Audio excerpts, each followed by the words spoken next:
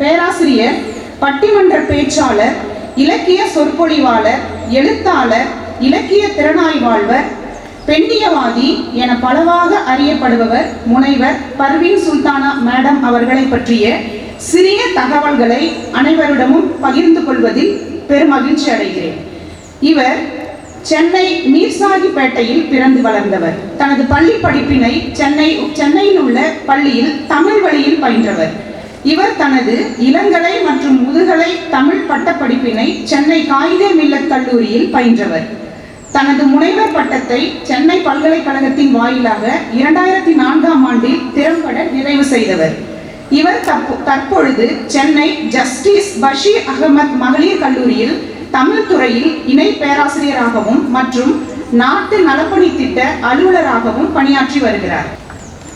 மேலும் நமது சிறப்பு விருந்தினர் அவர்கள் தி ஹானஸ் கிளப்பின் செயலாளராகவும், கனித்தமிழ் பேரவை கலைக்கூடத்தின் ஒருங்கிணைப்பாளராகவும், டான்ஸ்கி கருத்தரங்கு மற்றும் தமிழ் வளர்ச்சி துறை நிகழ்ச்சிகளின் செயலாளராகவும் பணிபுரிந்து வருகிறார்.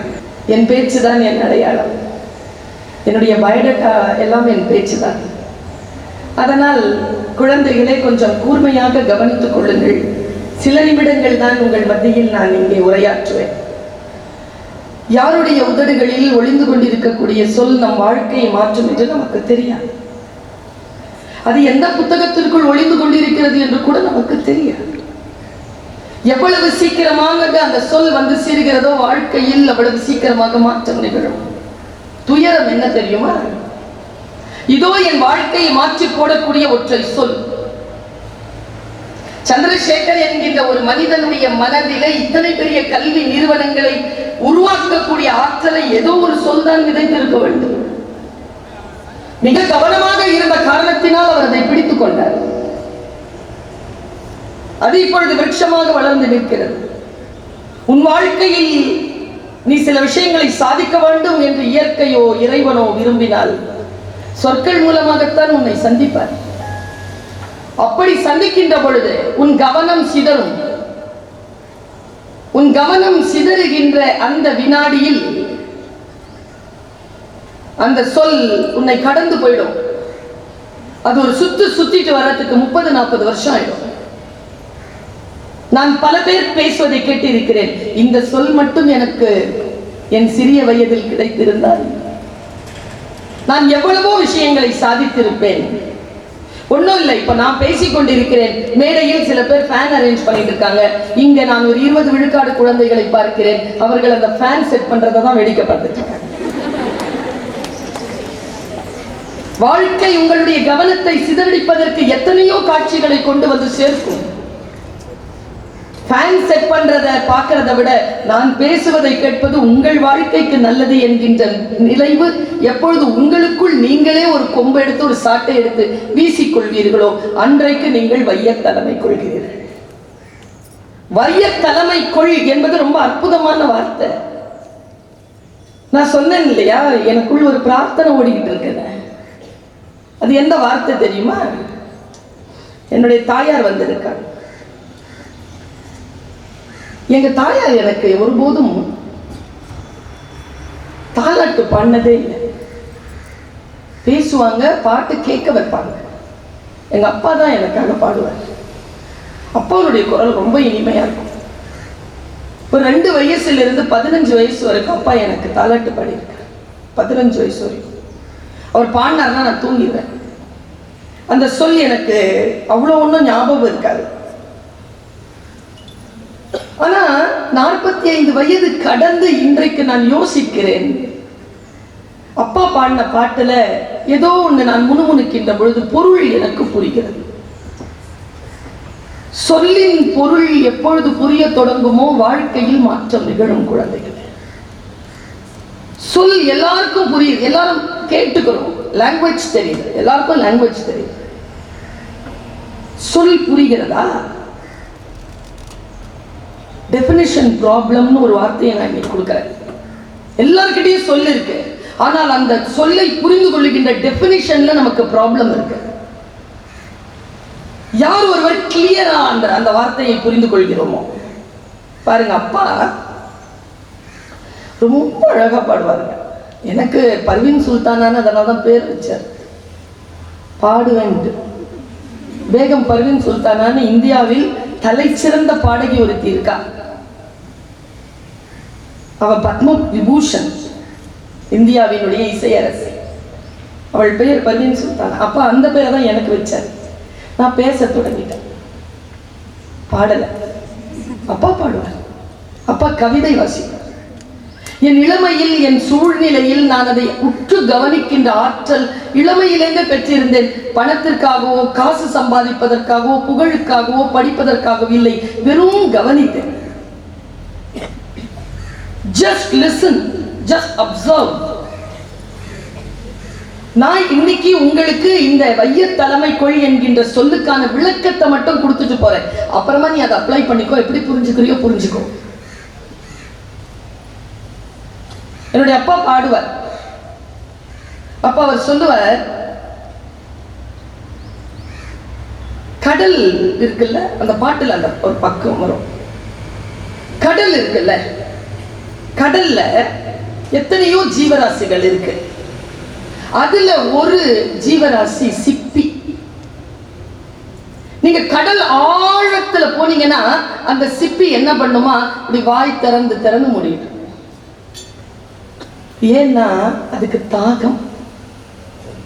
தாகத்தால் அந்த சிப்பி வாய் திறந்து திறந்து மூடிக்கொண்டிருக்கின்ற பொழுது அப்பா பாட்டில் கேட்கிறார், கடல் நிறைய நீர் இருந்தாலும் அந்த சிப்பியின் தாகத்தை தீர்க்கக்கூடிய ஒரு துளி தண்ணீர் அந்த கடலில் இல்லை. அது எங்கே இருக்கிறது? வானத்தில் இருக்கக்கூடிய மேகத்தில் மழை துளியாக மறைந்திருக்கிறது. அந்த துளி வந்து கடலின் ஆழத்தில் சேர்கின்ற பொழுது அந்த சிப்பியின் வாய்க்குள் அது சேர்ந்து அதன் தாகம் தணிகின்ற அந்த வினாடியில் அது முத்தாக மாறுகிறது.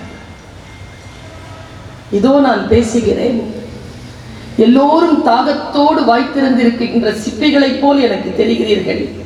வல்ல இறைவனின் பேரருளால் அந்த மேகத்தில் மறைந்திருக்கக்கூடிய அந்த ஒரு துளி போல் என் சொல் வந்து உங்களை சேர்ந்து விட வேண்டும். அப்பொழுது அது முத்தாக மாறுவதை உங்கள் வாழ்க்கையில் நீங்கள் பார்க்கிறீர்கள். மழை பெய்கிறது. 3 நாட்களில் குளத்தில் மீன் பிடிக்கிறார்கள். குளம் வற்றிதான் இருந்தது 3 நாளைக்கு முன்னால். அது எப்படி 3 நாட்களுக்குள் மீன் வரும்? மழையில் வந்ததா மீன்?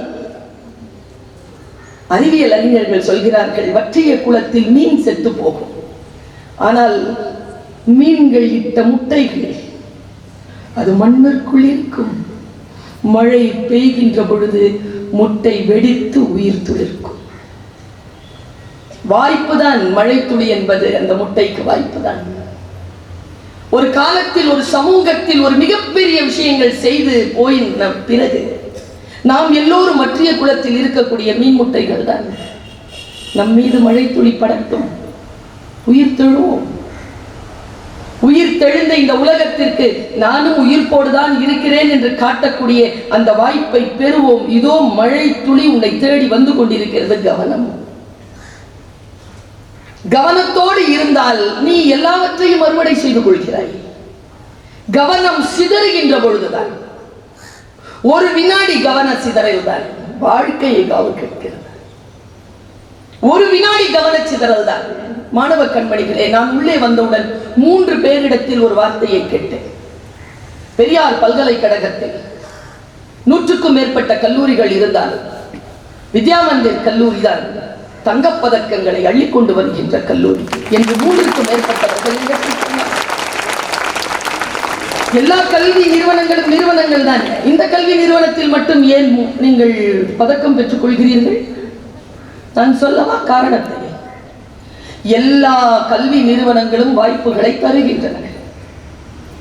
எந்த கல்வி நிறுவனம் எந்த வாய்ப்பையும் தராமல் தன்னுடைய வாழ்க்கையை கடத்துவதில்லை. எல்லா கல்வி நிறுவனங்களும் வாய்ப்புகளை தருகின்றன. ஆனால் அந்த கல்லூரியில் படிக்கக்கூடிய மாணவ கண்மணிகள் சிலர் தான் அந்த வாய்ப்பை பயன்படுத்திக் கொள்கிறார்கள். பயன்படுத்திக் கொள்கின்றவர்களுக்கு வெற்றி கிடைக்குமே தவிர வாய்ப்பு அளிக்கப்படுகின்றவர்களுக்கெல்லாம் வெற்றி கிடைப்பதே இல்லை. வாய்ப்பை யார் ஒருவர் பயன்படுத்திக் கொள். இதோ 4 பேருக்கு இங்க மேடையில் பேசக்கூடிய வாய்ப்பு. அவர்களுடைய வாழ்க்கையில் 3000 பிள்ளைகளுக்கு முன்னால் 2-3 நிமிடங்களில் பேசக்கூடிய வாய்ப்பு நான் உட்கார்ந்திருக்கிறேன். எனக்கு முன்னால் பேசக்கூடிய வாய்ப்பு, ஒரு பெண்ணுக்கு நாட்டியம் ஆடக்கூடிய வாய்ப்பு, சந்திரசேகர் அவர்களுக்கு முன்னால் பேசக்கூடிய வாய்ப்பு எனக்கு. வாய்ப்புகளை நாம் எப்படி பயன்படுத்திக் கொள்கிறோம்? ஒரு வாய்ப்பு மறுபடியும் வராது. இன்று டைரியில் நீ போய் எழுதி வைத்துக்கொள், வைய தலைமைக்குள் என்கின்ற வார்த்தைக்கு இதோ விளக்கம் வரப்போகிறது. உன் வாழ்க்கை எந்த ஆற்று நீரிலாவது கால் நனைத்தால் உன் கால்களை அந்த தண்ணீர் மறுபடியும் சந்திக்க வாய்ப்பை. You cannot step the river twice. உன் கால்களை தொட்ட தண்ணீர் தான் உன் வாழ்க்கையில் வாய்ப்பு. அது ஒரு முறைதான். You cannot step the river twice என்பதனை ஒவ்வொரு வினாடியிலும் மனதில் நினைத்துக்கொள். எந்த வாழ்க்கை உன் கையில் இருக்கிறதோ அந்த வாழ்க்கையை பயன்படுத்து. இப்போ வைய தலைமைக்குள் ட்ரம்ப் பத்தி எல்லாம் பேசினாங்க. வைய தலைமை கொள்றதுன்னா என்ன? இந்த உலகம் எவ்வளவு பெருசு. நீங்கள் வானத்தில் பறக்கின்ற பொழுது விமானத்தில் இந்த ஜன்னல் இருந்து பார்த்தா தெரியும் நீங்க எவ்வளவு சின்ன ஆளு. சும்மா சின்ன பகுதியிலேயே தெரிஞ்சு போயிடும் நம்ம எவ்வளவு சின்ன ஆளு. இந்த உலகம் ரொம்ப பெருசு. இவ்வளவு பெரிய உலகத்தை தலைமை கொள்ள முடியுமா? சாத்தியமா? இப்ப சாத்தியம் இல்லாததை பாரதி சொல்லிவிட்டானா புதிய ஆத்திச்சுடியில். அப்படி என்றால் அதற்கு ஒரு சொல்லுக்கு ஒரு விளக்கம் உண்டு. அந்த சொல்லுக்கான விளக்கத்தை நான் தரப்போகிறேன். நீ அதை ரிலீஸ் பண்ணிட்டேன்னு மனசுக்குள்ள ஒரு ஒரு பூட்டை திறந்து விட போகிறேன். சாவியும் கையில் கொடுக்க போகிறேன். அந்த பூட்டை திறந்து கொள். எனக்கு என்னமோ அது சொல்ல தோணுது, நான் சொல்றேன். வாழ்க்கை நமக்கு சில சவால்களை கொடுக்கும் குழந்தைகள். ரொம்ப கஷ்டமான சவால்களை கொடுக்கும். அந்த சவால்களை நீ எதிர்கொள்ளுகின்ற பொழுது உன்னுடைய சக்தி நிலை, உன்னுடைய எனர்ஜி. அவங்க சொன்னாங்கல்ல, தினம் தினம் இவர் புதிதாக பிறக்கிறார். What is the secret behind? I know how to celebrate life because I don't seek days to celebrate. I know that every moment is there to celebrate in my life. I celebrate every moment. It's a secret. இது புரியணுமே நமக்கு. தோ இங்க உட்கார்ந்து இருக்கிறாங்க. 1997 நான் அவங்களுக்கு முன்னால இதை சொன்னதே கிடையாது. தோ இன்னைக்கு சொல்றேன். நான் யாருக்கும் பயப்படுறது கிடையாது. ஒரு ஜீவனை தவிர. ஆனா இன்னைக்கு அந்த அம்மாவுக்கே பயப்படாம ஒரு விஷயத்தை அவங்களுக்கே சொல்ல பாருங்க. அப்பன் தோண்டிய கிணறு என்பதற்காக உப்பு தண்ணீரை நான் குடிப்பதில்லை. ஏன் என்று கேட்பேன். நான் புதிய வாய்ப்புகள் எனக்கு பிடிக்கும். 1997 செருப்பு போட்டுக்கிட்டு கையில பேக் எடுத்துட்டு கிளம்புறேன். ஃபர்ஸ்ட் வெளிநாட்டு பயணம். செருப்பு போது எங்க அம்மா வந்து நிக்கிறாங்க. சுல்தானா எல்லாம் எடுத்துக்கிட்டியா? எடுத்துக்கிட்டேன். சரி, நல்லபடியா போயிட்டு வா. ஒரு நிமிஷம், எனக்கு 7 மணிக்கு உள்ள போகணும்னா போர்டிங் 7 o'clock. 2 மணி நேரத்துக்கு முன்னால இருக்கணும். 2 மணி நேரம் ஆகும் மீசாப்பேட்டிலேருந்து ஏர்போர்ட் போகிறதுக்கு. நான் 4 மணிக்கு நிற்கிறேன். ஆட்டோ வெளியில நிற்கிது. ஒரு நிமிஷம், அம்மா உனக்கு தெரியுமா, நீ பிறந்த போது உங்க அப்பா உன்னை பார்க்க வரல. எப்போ சொல்றாங்க? கிளம்பும் போதுங்க எங்க அப்பா உள்ளந்து என்ன பார்த்துருக்காரு. எங்க அப்பா உட்கார்ந்துருக்காரு. எங்க அப்பா தான் எனக்கு எல்லாம். எங்க அம்மாவுக்கே தெரியும். I am not a mother's child, I am a father's child. I am a dad's girl. அவங்களால அப்பா நம்ம சொன்னேனே, அப்பா தான் பாடுவார். ஆனா நான் சொல்லும் போது நீங்க கவனிச்சிருக்கலாம், 2 வயசுல இருந்துன்னு நான் சொன்னேன் தாலாட்டு பாடுறாருன்னு. இவங்க தான் எனக்கு சொன்னாங்க 2 வயசுல இருந்து உனக்கு அவங்க தான் பாடுறாரு. அப்ப அதுக்கு முதல்ல அது அந்த சீக்கிரட்டை இந்த அம்மா கிளம்பும் போது சொன்னாங்க. அவ்வளவு நாள் சொல்லல, அவ்வளவு நாள் சொல்லலைங்க. நிச்சயமாவாமான? ஆமா, ஏன்னு கேட்டேன். ஏன்னா நீ கருப்பா பிறந்துட்ட, 3வது பொம்பளை பிள்ளை, உங்க அப்பா காதல விஷம் ஏற்றிட்டாங்க. அப்பா அம்மா சொன்ன வார்த்தை, உங்க அப்பா காதல விஷம் ஏற்றிட்டாங்க. அப்ப அம்மா சொன்னாங்க, வாயில விஷம் ஏதாவது விழுந்துச்சுன்னா அதுக்கு முறிவு இருக்கு, காதுல விஷம் விழுந்ததுன்னா அதுக்கு முறிவு இல்லை. என்ன கேட்கிறோமோ ஒரே வார்த்தையில எல்லாம் முடிஞ்சு போயிருங்க. ஒரே வார்த்தை தான் போடுவான், ஒரே வார்த்தை தான் போடும் புள்ள. நீ என்னமோ வெளிநாட்டுல இருந்து சம்பாதிக்கிற, உன் பொண்டாட்டிங்க, சரி பரவாயில்ல, சாப்பிட்டியா? அடுத்த ஃப்ளைட்ல வந்து நிற்பாரு, சொல்தான். எங்க அம்மா சொன்னாங்கன்னப்பா, நல்லா அப்பா அப்படி திரும்பி பார்த்தேன், அப்பா அப்படி தலை குனிஞ்சிட்டு. சரி என்ன பண்ணீங்க நீங்க? நான் கோஷாஸ்பத்திரியில் உன்னை பெத்தெடுத்தேன், கையில் காசு இல்லை, 1 ரூபா இருந்தது. 3 நாள் ஆயிடுச்சு பிரசவமாயி, என்னை பெட்லேருந்து எடுத்து கீழே போட்டேன். கீழே போட்டால் பிள்ளைக்கு ஜன்னி வந்துடும்னு என்னுடைய பழைய புடவையை எடுத்து உன்னை சுற்றி கையில் எடுத்துக்கிட்டேன். கையில் இது இருந்தது, அந்த கூடை, அந்த கூடையை எடுத்துக்கிட்டு வெளியில் வந்தால் அப்போ 1 ரூபா இருந்தது கையில். துப்புரவு தாய்மார்களுக்கு ஒரு 75 பைசா தந்துட்டு 25 பைசாவோட வெளியில் வந்தேன். எனக்கு பால் வரல உனக்கு கொடுக்கறதுக்கு, அவங்க கொடுத்த ரொட்டி பால் நிறுத்திட்டாங்க. வெளியில் வந்துட்டு எங்கே போகிறதுன்னு தெரியல, ஏன்னா அப்பா வீட்டு அட்ரஸ் தெரியாது. அங்கே ஒரு ரிக்ஷாக்கார் இருந்தார், ஆனால் மாமனார் வீட்டு அட்ரஸ் தெரியும், பார்டர் தோட்டத்தில் இருக்கு, ஸ்டான்லி ஹாஸ்பிட்டல் பக்கத்தில். அந்த ரிக்ஷாக்காரர் கிட்ட இங்க வா, என்னை பார்டர் தோட்டம் கூப்பிட்டு போ எங்கள் மாமனார் வீட்டுக்கு. அந்த ரிக்ஷாக்காரர் சொன்னார் 1 ரூபா ஆகும்ல. அம்மா சொன்னாங்க, என்கிட்ட 1 ரூபா இல்லை, 4 தான் இருக்கு, 4 உனக்கு தரமாட்டேன். 15 பைசா பிள்ளைக்கு பாலுக்கு வேணும், 10 பைசா தான் தருவேன், பச்சை உடம்புக்காரி, கூட்டிட்டு போவியா இல்லையா? ஏறுமா அப்படின்னாராம் ரிக்ஷாக்காரர். எங்க அம்மா என்னை ஏறும் பொழுது என்னை பார்த்தாங்களாம், என்னுடைய அம்மாவுக்கு ரீகலெக்ட் ஆகுது, ஃபுல்லா வீடியோ ஓடிட்டு, கையில பிடிச்சிக்கிட்டு என்னை பார்த்தாங்களாம். என் 2 கால் இப்படி தொங்கிட்டு இருந்துச்சான், 2 பாதம் இத்தினோண்டு பிங்க் கலர்ல இருந்துச்சான். நான் சொன்ன, கருப்பா பிறந்தேன்ன, கால் இப்படி பிங்க் ஆச்சு. கருப்பா பிறந்தா குழந்தைக்கு உள்பாதம் பிங்கா தான் இருக்குமாப்பா. 5 பெத்தது சொன்னா நம்ப வேண்டியது தானே. அந்த காலை பார்த்தேன், ரிக்ஷால ஏறினேன், ஏறிட்டு அந்த காலையே பார்த்துட்டு இருந்தேன். ரொம்ப அழகா இருக்கும் கால், அந்த பாதம். அந்த பாதம் தான் இப்போ செருப்பு போட்டுக்கிட்டு ஃப்ளைட் ஏற போகுது.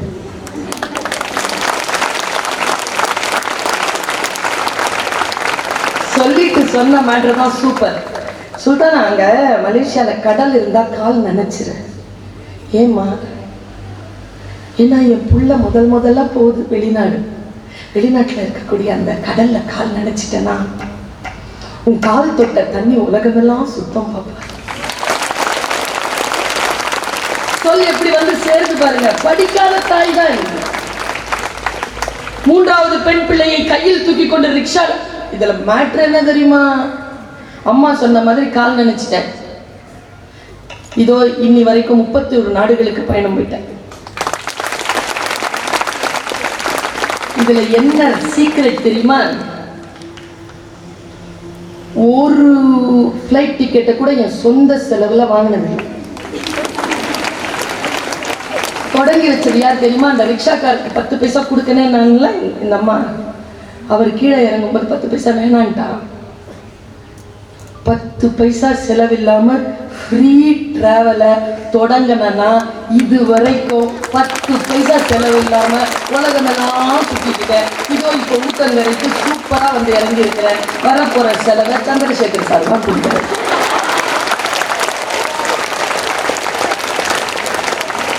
ஆசீர்வாதம் இப்படித்தான் வரும், சொற்கள் இப்படித்தான் வரும். இப்ப நான் அமைதியா இருக்காத, பேசுறதுக்கு பதில் சொல்லணும், கை தட்டியாவது பதில் சொல்லணும். நான் நல்லா பேசுறேன்னா இல்லையா?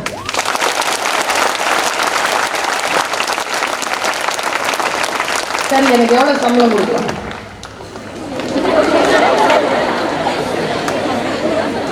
என்ன சூப்பரா கண்ணம்மா. யாரோ ஒருத்தன் சொன்னா, என் தங்கமே எனக்கு பொம்பளை பிள்ளை இல்லடா, எனக்கு பையன்தான். சூப்பரா சொன்னேன். 1 கோடி ரூபாய் கொடுக்கலான்னு சொன்னாங்க. பிள்ளை சொன்னாங்க. ஏன் 30 வருஷமா நான் பேசுறேங்க மேடையில, ஒரு ஆள் கூட இவ்வளவு பெரிய சம்பளத்தை சொன்னதே இல்லைங்க. ஊத்தங்கரை இன்றைக்கு வரலாறு புகழ்பெற்ற ஒரு நிறுவனமாக என் வாழ்க்கையில இருக்கு. எனக்கு சம்பளத்தை 1 கோடின்னு ஒரு பிள்ளை பிக்ஸ் பண்ணான். இந்த வார்த்தைய நான் போய் சந்திரசேகர் சார் கிட்ட சொன்னேன்னு வச்சுக்கேன். சார் give me 1 கோடி சார். சந்திரசேகர் சார் ஒன்றும் சொல்ல மாட்டார். இது மேல கீழே 1 கோடி, அதோ அந்த கோடியில போய் நின்னுக்கோ. நான் யோசிச்சு பாக்குறேன். ஏங்க, உங்க ஊர்ல வாழ்ந்தவர் தான் பெரியார் தாசன். அவர் சூப்பரா சொல்வார், சினிமால உண்மையா ஒருத்தன் குதிக்கிறான், குதிக்கிறவனுக்கு பேரு டூப்பு. குதிக்கிற மாதிரி ஒருத்தன் நடிப்பான், அந்த நடிகனுக்கு ஹீரோ. அவருக்கு கோடி ரூபாய் சம்பளம், குதிக்கிறவனுக்கு 1000 ரூபாய் சம்பளம். உண்மையா குதிக்கிறவனுக்கு 1000 ரூபாய் சம்பளம், நடிக்கிறவனுக்கு கோடி. இப்ப நான் என் வாழ்க்கையில என்ன படித்த அத்தனை சிந்தனைகளையும் வைத்து என் நாவி கமலத்திலிருந்து என் ஆயுசு மூச்சை எடுத்து என் மூளையில் செலுத்தி என் வாய் வழியாக ஒலி குறிப்பினால் உங்களை வழிபடுத்தி கொண்டிருக்கக்கூடிய எனக்கு கிடையாது 1 கோடி. அரிதாரம் பூசிக்கொண்டு நடிக்கின்றவர்களுக்கு கோடி ரூபாய் கொட்டி கொடுக்கும் நாடு உருப்படுமா? நான் கேட்க மாட்டேன், எங்க ஐயா பெரியார் தாசன் கேட்பேன். நான் ஒண்ணு சொல்றேன், அப்ப நான் கோடீஸ்வரி ஆகவே முடியாதா? இதுவரை அவசரப்பட துட்டு மட்டும் இல்ல குழந்தை, கோடிங்கிறது. பர்வீன் சுல்தானா பேசுகிறேன் என்றால் எப்பொழுது இந்த உலகத்தில் 1 கோடி காதுகள் திறந்து கொள்கின்றனவோ நான் கோடீஸ்வரி ஆகிறேன். அதற்கு பெயர் தான் வைய தலைமை கொள். நீ எந்த துறையில் இருக்கிறாயோ அந்த துறையில் உனக்கான அந்த உலகத்தில் நீ தலைமை ஏற்று இரு என்பதற்கான சொல் பொருள் தான் வைய தலைமை கொள். நீ எந்த துறையை தேர்ந்தெடுத்தாலும் அந்த துறையில் நீ மாஸ்டர். உன்னை விட வேறு ஒருவன் வேறு ஒருத்தி இப்படி வேலையை செய்ய நீ தேர்வு பெருக்கினாலும் சரி, நீ சமையல் செய்தாலும் சரி, நீ பிள்ளை வளர்த்தாலும் சரி, நீ போலீஸ் அதிகாரியாக இருந்தாலும் சரி, பேராசிரியர், பேச்சாளர், மந்திரி என்று எதுவாக இருந்தாலும் உன்னை போல் மற்றவர்களால் செய்ய முடியாது என்ற அந்த துறையை நீ ஆட்சி செய்தால் நீதான் அந்த உலகத்திற்கு தலைமை ஏற்கிறாய். அந்த பொருள் தான் வைய தலைமை கொள். Are you serious about your career? நீ சீரியஸா இருக்கிறியா? உன்னுடைய கரியர் பத்தி சீரியஸா இருக்கிறியா? பல நேரங்களில் இல்லை. எப்போ தெரியுமா சீரியஸ்னஸ் வரும்? ஒரு நிறைய அரியர் பேப்பர், ஃபைனல் இயர் முடிய போகுது, அப்போ சீரியஸ்னஸ். அப்படி இல்லை, ஓகே ஓரளவு வந்துருச்சு, காலேஜ் முடிய போகுது, அப்போ ஒரு seriousness. The day 1 you start with the day 1 with that seriousness. அப்பொழுது நீ வைய தலைமை கொள்கிறாய். எந்த மேடையும் எனக்கு புதிய மேடைதான். அவர் அதுதான் சொன்னார். ஒரு ஸ்டேஜ்ல நான் வந்து நிக்கிறேன், that is new. இந்த வாழ்க்கை, இந்த முறைமையை எப்பொழுது நீ கையில் எடுக்கிறாயோ அப்பொழுது you are leading your field. நான் ஒரு 5 மந்திரங்களை உனக்கு சொல்லித் தருகிறேன் ஒரு தாயாக. உன் வயதில் எனக்கு பிள்ளை இருக்கிறார். 5 குறிப்புகளை தருகிறேன், உன் மனசுல வாங்கி வச்சுக்கோ. ரொம்ப சீரியஸா சொல்ற ஒரு விஷயத்தை உலகமெல்லாம் போய் சொல்லிட்டு இருக்கேன். என் பிள்ளைகளை நான் சந்திக்கின்ற பொழுதெல்லாம், இந்த வயது பிள்ளைகளை சந்திக்கின்ற பொழுதெல்லாம் சொல்லிக் கொண்டிருக்கேன். இந்த வயதிற்கு உரிய பலவீனமான மனநிலை என்று பெரியவர்களால் சொல்லக்கூடிய பாலியல் ரீதியான சிந்தனைகள் உன் மனதிலே வரும். வருகின்ற பொழுது நீ அதை எப்படி எதிர்கொள்கிறாய்? நான் எப்படி எதிர்கொண்டேன்? நான் எப்படி எதிர்கொண்டேன் என்பதற்கான சாட்சி நான் உன் முன்னால் நிற்கிறேன். நீ எப்படி எதிர்கொள்ள போகிறாய்? வாழ்க்கை உனக்கு வாய்ப்புகளை தரும் என்று நான் சொன்னேன். அந்த வாய்ப்புகளை தருகின்ற பொழுது அந்த வாய்ப்புகளை நீ எப்படி புரிந்து கொள்ள போகிறாய்? இன்றைக்கு மகளிர் தினத்திற்கான சொல். உன்னை யாராவது ஏய் நீ ரொம்ப அழகா இருக்க அப்படின்னு சொன்னா தடுமாறாங்க. அவர்கள் போய் சொல்கிறார்.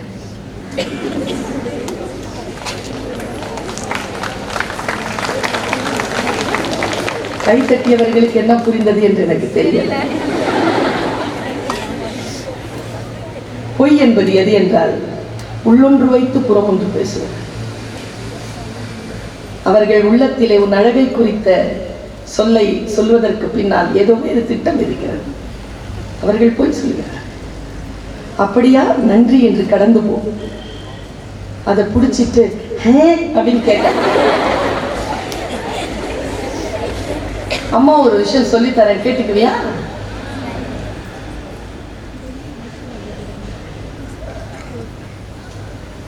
இந்த காலேஜ்ல உன் வாழ்க்கை துணையை தேடாது.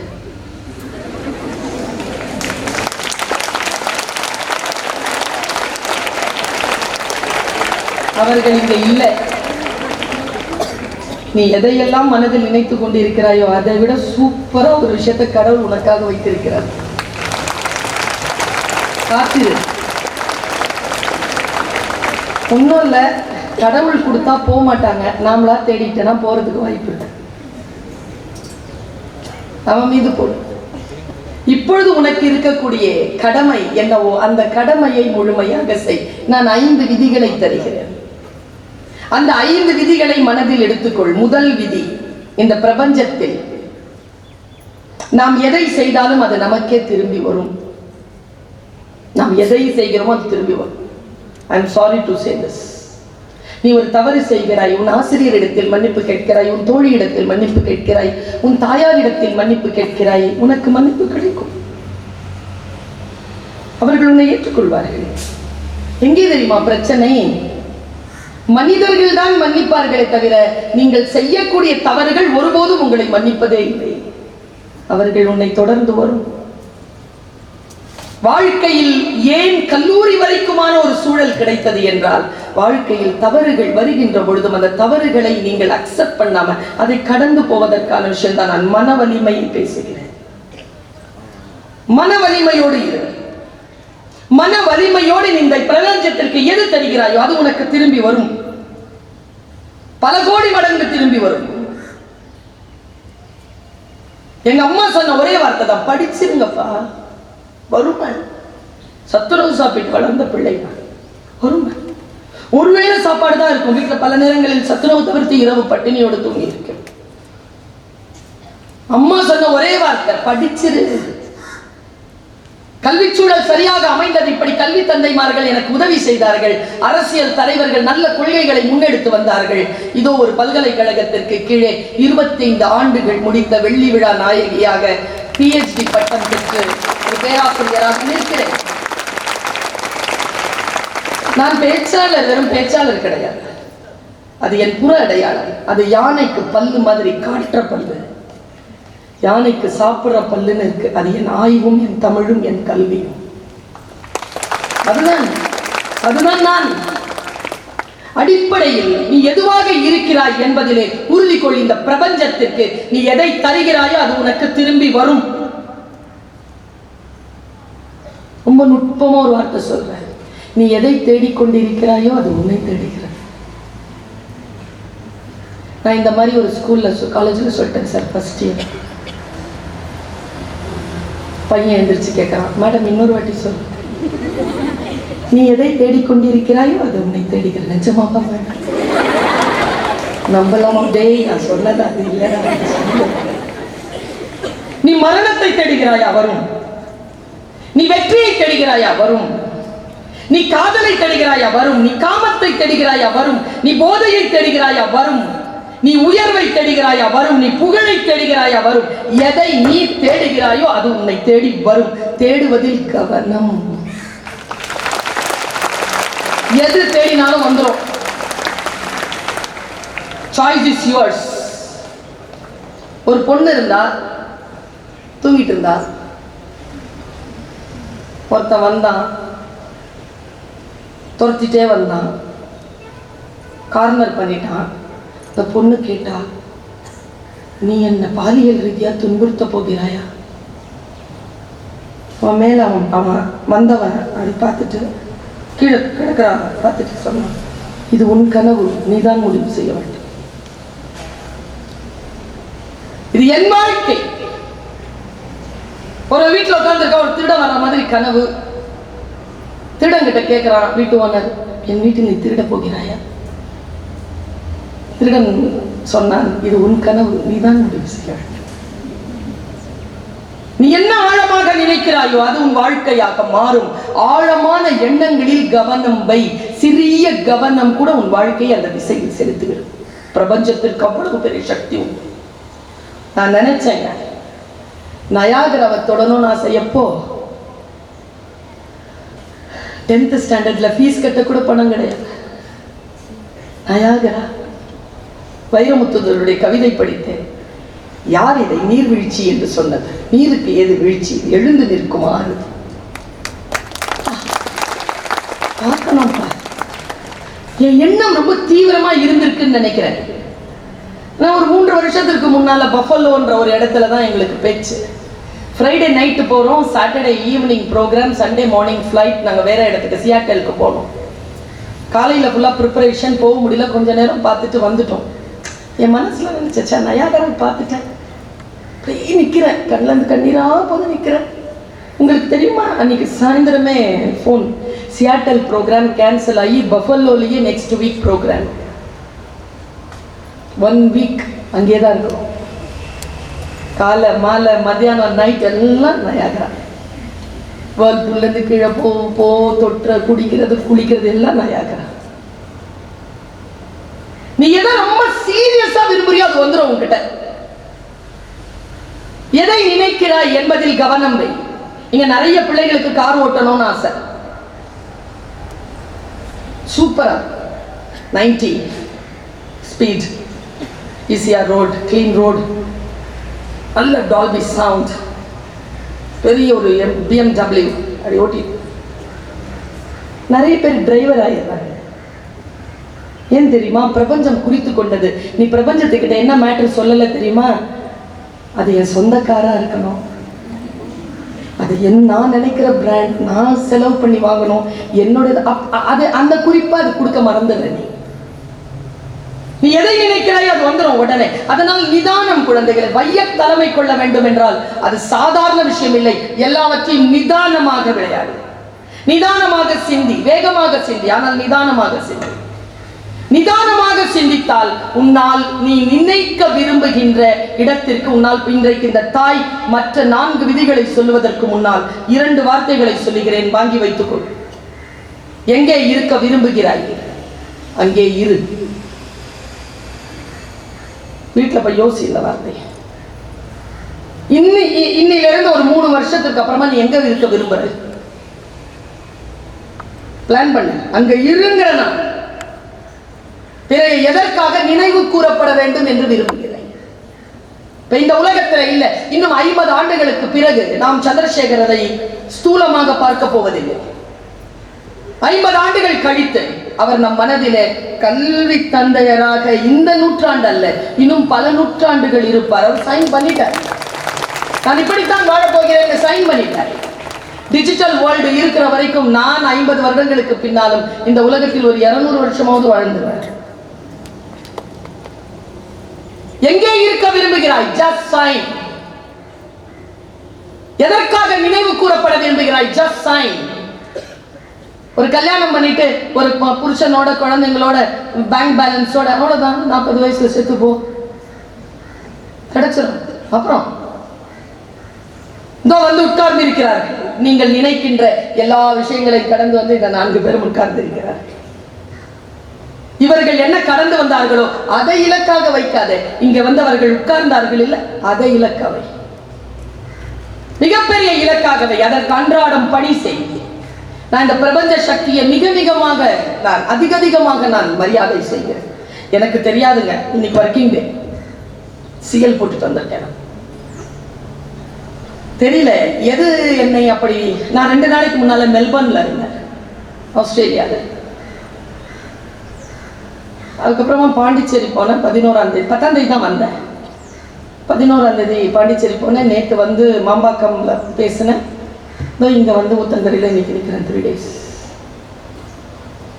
இன்னைக்கு ஏன் நிற்கிறேன்னா, நான் சொல்லியிருக்கலாம் சந்திரசேகர் சார் கிட்ட, சார் அடுத்த மாதம் வர சார். அவர் சரின்னு தான் சொல்லுவார். ஏன் நான் வந்தேன், என்னை எது இழுத்து வந்தது எனக்கு தெரியாது. இந்த கூட்டத்தில் யாரோ ஒருவர் இருக்கிறாங்க, அவங்க ரொம்ப தீவிரமா நினைக்கிறாங்க நான் இங்க வந்து நின்று பேசணும்ட்டு. அந்த பிரபஞ்ச சக்தி என்னை இழுத்து கொண்டு வந்து உங்க முன்னால போட்டிருக்கு. ஏதோ அந்த ஒரு தீவிரத்தன்மை, எது தீவிரத்தன்மையுடன் இருக்கிறதோ அது உன்னை கொண்டு வந்து அந்த இடத்துல சேர்க்கும். சுவாமி விவேகானந்தர் இதை சொல்லுகிறார். வா, உன்னுடைய சாமி கிட்டேயே போலாம், நீயும் பிரார்த்தனை பண்ணு, நானும் பிரார்த்தனை பண்ற 2 பேருக்கு இடத்துல யார் அகைன்ஸ்டா பண்ணுவோம், யாருடைய பேச்சை சாமி கேட்குதுன்னு பார்ப்போம். உன் குலதெய்வத்துக்கிட்டே வராங்கிறது. அந்த அந்த அதிகார டோனுக்கு என்ன காரணம் என்றால் தீவிரத்தன்மை, இன்டென்சிட்டி. எதை நினைக்கிறாய் அதை இன்டென்ஸா நினை, அது உனக்கு வந்துடும். ஆனால் அது உன் வாழ்க்கை நல்லதா, உன் வாழ்க்கைக்கு உகந்ததா, எதற்கு நோ சொல்கிறாய், எதற்கு எஸ் சொல்கிறாய் என்பது இந்த வயதில் என் குழந்தையே மிக மிக கவனம். பிரபஞ்சத்திற்கு நீ எதை தருகிறாயோ அது இந்த பிரபஞ்சம் உனக்கு திருப்பி தரும். முதல் விதி. 2வது விதி, வாழ்வில் எதுவும் அதுவாகவே நடக்காது. நமக்கு தேவையானதை நாம் தான் நடத்தி கொள்ள வேண்டும். இங்க நிறுத்துறேன். உன்னை உன் வையத்திற்கு தலைமை தாங்குவதற்காக மெதுவாக அழைத்து சென்று கொண்டிருக்கிறேன். என் கரம் பிடித்து வா. உன் வாழ்க்கை என்ன என்று எனக்கு தெரியாது, என் வாழ்க்கை என்ன என்று உனக்கு தெரியாது. என் வாழ்க்கையில் சில விஷயங்களை நான் சந்தித்து, சவால்களை சந்தித்து அதை கடந்து வந்து உன் முன்னால் நிற்கிறேன். நீ கடந்து வர முடியுமா என்று பார். உன்னால் நோ மற்றும் எஸ் சொல்ல முடியுமா என்று பார். ரொம்ப தீவிரமான ஒரு விஷயத்தை நான் சொல்றேன். ஷபே மெஹராஜ் அப்படின்னு ஒரு பண்டிகை வரும் முஸ்லிம்களுக்கு. அது ஒண்ணும் இல்லை, முகமது நபி 7 வானங்களை கடந்து போனார். ஒரு மக்காவிலிருந்து மதீனாவுக்கு வரும் ஹிஜ்ரத். அப்படி ஹிஜ்ரத் தான் ஷபே மெஹராஜ். அவர் ஒரு இடத்துல இருந்து இன்னொரு இடத்துக்கு போய் 7 வருஷங்கள் 7 வானங்கள் கடந்து வரார். வருஷங்கள்ல 7 வானங்கள் கடந்து. அப்போ ஒரு 4வது வானத்தை கடக்கிறார். அப்படி சொல்லுவாங்க, அவர் புரண்டு படுப்பதற்குள் 7 வானங்களை கடந்து விட்டார்னு சொல்வார். 4வது வானத்தில் அவர் இப்ராஹிம் அலைஹிஸ்ஸலாமை சந்திக்கிறார். ஆபிரகாம். அவருக்கும் முகமது நபி அவர்களுக்கும் நடுவுல ஒரு கான்வர்சேஷன். இப்ராஹிம் சொல்றாரா, நபியே, நீங்கள் உங்கள் உம்மத்துகளிடம் போய் சொல்லுங்கள், உங்கள் மக்களிடம் போய் சொல்லுங்கள், அவர்கள் சொர்க்கம் பொட்டல் காடு. உன் டைரியில நீ எழுதி வச்சுக்கோ, உன் சொர்க்கம் என்பது பொட்டல் காடு. நபி கேட்டுக்கொண்டார். அப்படி இல்லை குர்ஆனில். சொர்க்கம் எப்படிப்பட்டது? நன்னீர் ஓடைகள், வாசனை திரவியங்கள், நோயற்ற வாழ்வும் முதுமையற்ற நிலையும். சொர்க்கம் என்பது சூப்பர் அப்படின்னு தான் குர்ஆன் சொல்றது. ஆனா அவர் என்ன சொல்றார்? போய் சொல்லு, உன் சொர்க்கம் பொட்டல் காடுன்னு போய் சொல்லு. விளக்கம் கேட்கிறார். அந்த விளக்கத்தை நான் சொல்லுகிறேன். குழந்தைகளை மிக கவனமாக கேட்டோம். ஆம் குழந்தைகளே, நம் சொர்க்கம் பொட்டல் காடு தான். அதில் நன்னீர் ஓடைகளும் மாட மாளிகைகளும் நாம் தான் கட்டிக்கொள்ள வேண்டும். நமக்கு கொடுக்கப்பட்டிருக்கக்கூடிய இந்த வாழ்க்கையில் நாம் எப்படி வாழ்கிறோமோ அதற்கான பலன்தான் அங்கே கிடைக்குமே தவிர அங்கே ரெடிமேடா ஒண்ணு இருந்து அதுக்குள்ள நீ நுழைய போவதில்லை. உன் நரகத்தை நீதான் கட்டமைக்கிறாய், உன் சொர்க்கத்தை நீதான் கட்டமைக்கிறாய், உன் வையத்தை நீதான் கட்டமைக்கிறாய். இது உலகம், அந்த உலகத்தை நீயே கட்டமைக்கிறாய். உனக்குள்ளிருந்துதான் வருகிறது சோகமும் மகிழ்ச்சி, உனக்குள்ளிருந்தான் வருகிறது. நேற்று ஒரு மிக அமலா என்கின்ற ஒரு பொண்ணை சந்திச்சேன், ரவி மதின்னு ஒரு பொண்ணை சந்திச்சேன், குஷ்புன்னு ஒரு பொண்ணை சந்திச்சேன். 3 பேருக்கு ஒரு மேடையில அவங்களுக்கு கொண்டாட்டம். ஈட்டன் அப்படின்னு ஒரு நிறுவனம் அவங்களுக்கு செலிப்ரேட் பண்ணது. I was a chief guest. நான் போய் உட்கார்றேன். அந்த குஷ்புன்ற பொண்ணு ஒரு நர்ஸ். ஏன் அந்த பொண்ணு அவளை கொண்டாடுறாங்கன்னு பார்த்தா, அவ நரிக்குறவர் இனத்தை சேர்ந்த பெண். அந்த பெண் 10th படிச்சு ஒரு ஹோம்ல 10th படிச்சு +2 படிச்சு 15 லட்சம், பியூட்டிஃபுல்லா இருக்கா, பேரழகா இருக்கா. 15 லட்சம் ரூபாய் கொடுத்து +2 படிக்கும் பொழுது ஒருத்தர் கல்யாணம் பண்ணிக்கிறதுக்கு வந்திருக்காரு. அந்த ப்ரூனோங்கிற அந்த ஹோம் அவர்களுடைய காலில் விழுந்தவர் சொன்னாலாம், நான் கல்யாணம் பண்ணி கொடுத்துறாதீங்க, அப்படி கல்யாணம் பண்றதா இருந்தா நான் அந்த குடும்பத்தோடயே இருந்திருப்பேனே, நான் ஏன் இங்க வந்தேன், படிக்க தான் வந்தேன், நான் படிக்க வைங்க. படிச்சுட்டாங்க. இப்போ அவன் நர்ஸ், MSc படிக்கிறார், தன்னுடைய தங்கையையும் படிக்க வைத்துக் கொண்டிருக்கிறார். அவளை பாராட்டுகிறார். பாருங்க, வாய்ப்பு தான்.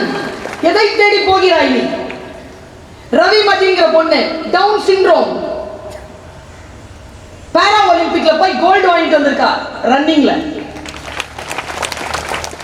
என்ன அவளால முடியலங்க, அவளுடைய மெட்டபாலிசமே முடியல அவளுக்கு. Down syndrome. வானா வர்றா, நில்லுனா நிக்க முடியல அவளால, ஹாப் பண்றா முடியல, இருந்தாலும் பண்றா. இப்படி ஓட சொல்றாங்க, அவளால ஓட முடியல, ஆனா ஓடுறா. பக்கத்துல இருக்கிற பொண்ணு சொன்னாலாம், 5 பேர் நிக்கிறாங்க, ஜெர்மன், அவங்க இவங்க எல்லாம், ஜமாய்க்கா, அவங்க எல்லாரும் நிக்கிறாங்க, இந்தியா 2வது நிக்குது ஒலிம்பிக்ல. அவ சொன்னாலாம், எனக்கு பயமா இருக்கு. அப்ப கோச் சொன்னாரா, நீ ஒன்னும் பயப்படாத, இந்த ட்ராக் இருக்குல்ல, 2 கோட்டுக்கு நடுவுல மட்டும் ஓடும், அதை மட்டும் கிராஸ் பண்ணிடாத, நீ ஜெயிச்சிருவ. ஓடினவங்கல்ல அவ மட்டும்தாங்க அதை ஓடி இருக்கா, அதெல்லாம் கிராஸ் பண்ணிருக்கு, அவ ஜெயிச்சிட்டா. கேட்குறதுங்க, என்ன சொல்கிறார்களோ அதை கவனப்படுத்திக் கொள்வது. நீ சொல்லுவ, நான் கேட்பேன், ஓ அப்படி போச்சு. கவனத்தோடு ஓடினாள் Ravimathi. Amala tennis player, beautiful girl, Keralite, பெரிய ஆக்சிடென்ட், இங்கிருந்து ஒண்ணுமே இல்லை பாடியில, இப்படி இருக்கு தலை. ஒரு வீல் சேர்ல அவங்க அம்மா அப்பா கூப்பிட்டு வர, அவ சொல்றான், எனக்கு ஆக்சிடென்ட் ஆயிடுச்சு, ஆனா நான் இதை தடுக்க முடியாது. குழறி சொல்றா, எனக்கு புரிஞ்சுக்க முடியுது, தடுக்க முடியாது, இது தவிர்க்க முடியாது, ஆனா நான் ஹாப்பியா இருக்கணும் அப்படிங்கிறதுல யாருக்குமே மறுப்பு இருக்க முடியாது. இந்த ஆக்சிடென்ட்டுக்கு கூட மறுப்பு இருக்க முடியாது. ஐ அம் ஹாப்பியஸ்ட் பீயிங். படிச்சு பாஸ் பண்ணிட்டா சார், படிச்சு டிகிரி பாஸ் பண்ணிட்டா. வாழ்க்கையில் சில மனிதர்களை நான் பார்க்கிறேன், அவர்கள் அவரவர்கள் உலகத்தில் வைய தலைமை கொண்டுதான் இருக்கிறார்கள். சில பேர் தான் உதிர்ந்து போகிறார்கள்.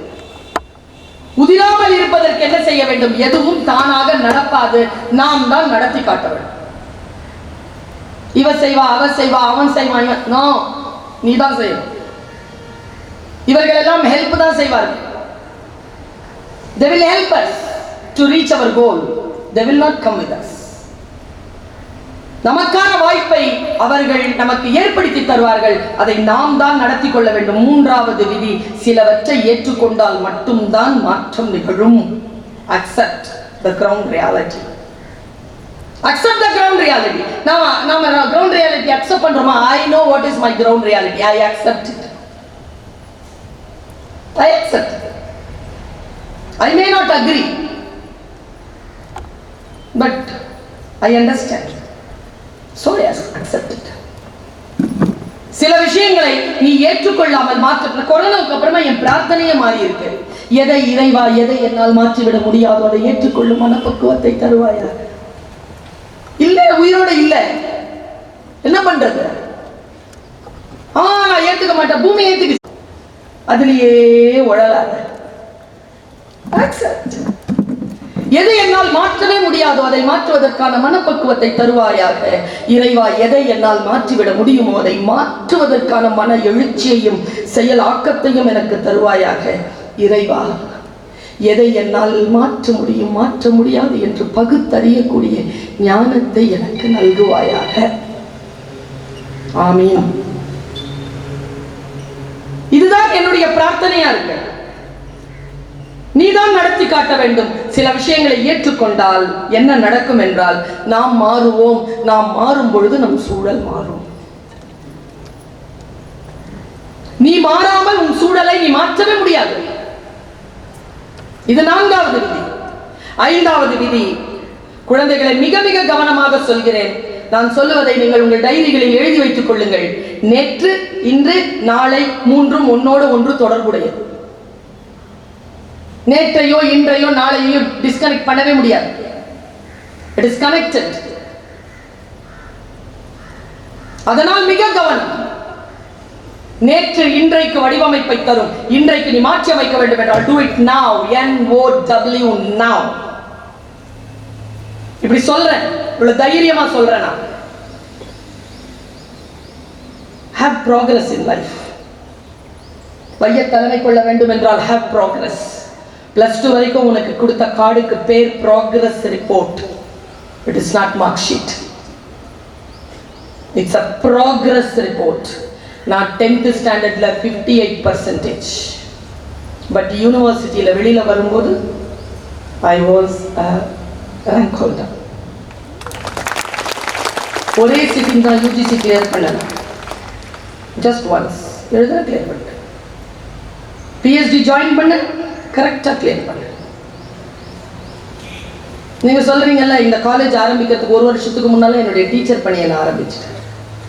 நான் வெள்ளி விழா நாயகி, ஆசிரியர் பணியில். என் வகுப்பில் யாரும் இது வரைக்கும் ஃபெயிலானதில்லை, ஃபெயிலாக விட்டதில்லை, இதுவரைக்கும் விட்டதில்லை. அது என்னுடைய பலம்.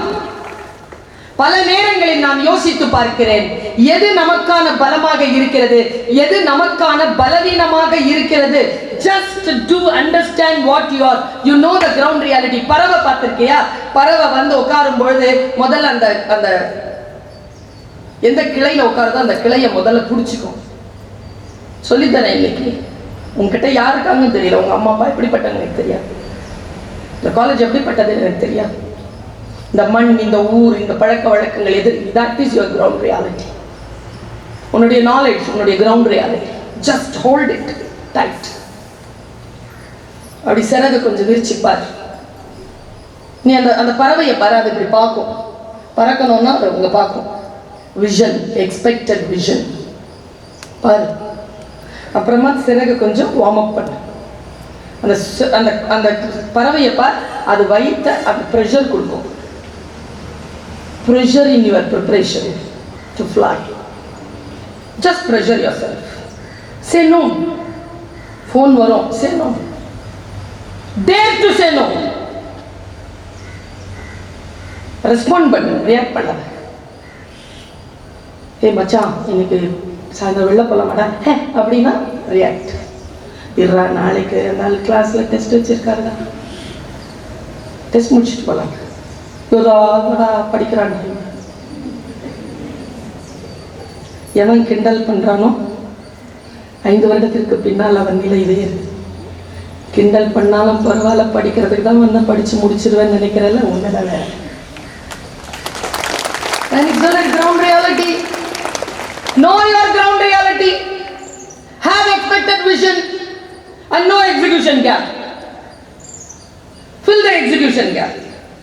Fill it with your preparation. Fill it with your determination. இவங்க சொன்னாங்க ஃப்ரெண்ட்ஷிப் கை தட்டுறாங்க. ஃப்ரெண்ட்ஷிப்புக்காக உயிர் கூட கொடுக்கக்கூடிய கமானா வந்தது ஃப்ரெண்ட்ஷிப் காரணமா படி. நான் சொல்றேன் பாரு, இந்த 3 வருஷம் தான் அவரை துரத்தி விட்டுருவாங்க. இல்லை ஐடி கார்டு இல்லைன்னா உள்ள கூட வர விட மாட்டாரு சந்திரசேகர் சார். அவ்வளோ பெரிய கொடை வெள்ளம் தான். புரியுதுங்களா சார்? தகுதி இருந்தால் மட்டும்தான் உள்ள வர முடியும், இல்லைன்னா அங்கேயே நிறுத்திடுவார். உலகம் அப்படியானது தான். நான் இப்படி சொல்றேன். பென்சில்ல தொடங்கிய என்னுடைய வாழ்க்கை இதோ கிரீன் பென்ல நின்றுட்டு இருக்கு. I am signing my all papers in my green ink. நான் உனக்காக வாழ்த்துறேன். அங்க ஒரு ஃபைல் இருக்கு, இங்க ஒரு பென் இருக்கு. விஷன்ல கொண்டு வா. இன்னும் சில நாட்களில், சில வருஷங்களில் என்கிட்ட இருக்கக்கூடிய கிரீன் பென்னுடைய கிரீன் இங்குக்கான அதிகாரம் கூடும். நான் ஒர்க் பண்ணிட்டு இருக்கேன். I am a hard worker. நான் உனக்கு சவால் கொடுக்குறேன். வா, 10 வருஷம் எடுத்து வா. ஃபைலை எடுத்துக்கிட்டு கதவை தட்டி உள்ளே வந்து யாருக்கிட்டையாவது க்ரீன் பென்னில் கையெழுத்து வாங்க போறியா? எவனாவது கை தட்டி அந்த ஃபைலோட வர க்ரீன் பென்னை கையில் வச்சுக்கிட்டு கையெழுத்து போட போறியா? Choice is yours. ஃபைல் வேணா ஃபைல் எடுத்துக்கோ, பென் வேணா பென் எடுத்துக்கோ. இங்க இருக்கு, ரெண்டுமே இங்க இருக்கு. பென்சில்ல தானே ஆரம்பிச்சேன், நானே நிக்கிறேன்னா உன்னால முடியாதா? பிஎட் எல்லாம் படிச்சு வச்சிருக்கேன் Chandrasekhar sir, ரெகுலர்ல.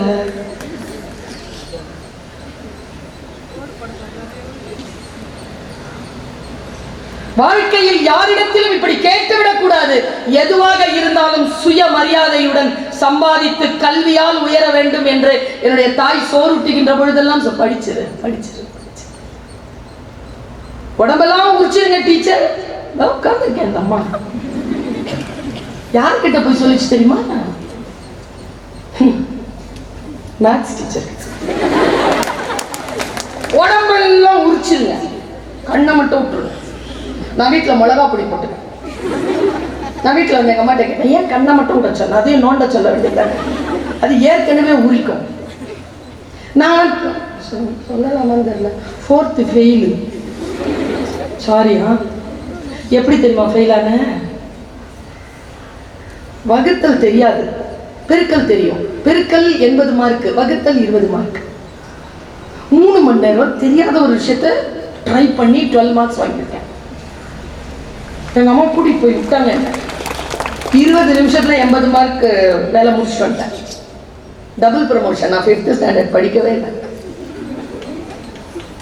4th fail, 6th double promotion. இந்த உலகத்தை எப்படி நீ புரிந்து கொள்வாய்? இன்னைக்கு நான் பேசுறதெல்லாம் டிப் ஆஃப் த ஐஸ்பர்க். உள்ள ஒரு மலை கிடக்குது. மலை இருந்தால்தான் டிப் ஆஃப் த ஐஸ்பர்க் கிடைக்கும். You know what is the meaning of tip of the iceberg? கடல் இருக்குல்ல, கப்பல் போயிட்டே இருக்கும்போது சின்னதாக ஒரு முகடு தெரியும். அது சின்ன பாறைன்னு கிடக்க முடியாது, உள்ள கிடக்குது மலை. மலையுடைய உச்சம் அது. உன் பார்வைக்கு அது இத்தினூண்டா தெரியும். மனிதர்கள் அப்படித்தான், வாழ்க்கை அப்படித்தான். டிப் ஆஃப் த ஐஸ்பர்க் தான். அவர்களுடைய வாழ்க்கையை போய் பார்க்கின்ற போது அப்படி ஒரு மலை கிடக்கும். எங்க அம்மாட்ட வந்து கேட்டேன், ஏம்மா தோலெல்லாம் உரிச்சிட சொன்ன, கண்ணை மட்டும் விட சொன்ன, அதையும் நோண்ட சொல்ல வேண்டியது. அம்மா சொன்ன பதில், படிக்காத தாய் தான். 8th ஸ்டாண்டர்ட் ஏதோ. என்ன கேட்ட? கண்ணியை நோண்ட சொல்ல வேண்டியது. ஆசை உனக்கு, படிக்கணும்ல, அதை விட்டு வச்சிருக்கப்போ. படிக்கலன்னா கண்ணை நோண்டி. ஆக்சுவலாக எனக்கு கொடுத்த தண்டனையே ஸ்கூலுக்கு போகக்கூடாது தான். இன்னைக்கு உங்ககிட்ட சொன்னா அது தண்டனையா? அதான் ஜாலி. கிளாஸ்க்கு டீச்சர் வராத டைமை விட ஜாலியான டைம் என்ன? அது ஒரு துரோகி இருக்கும், போய் கூட்டிட்டு.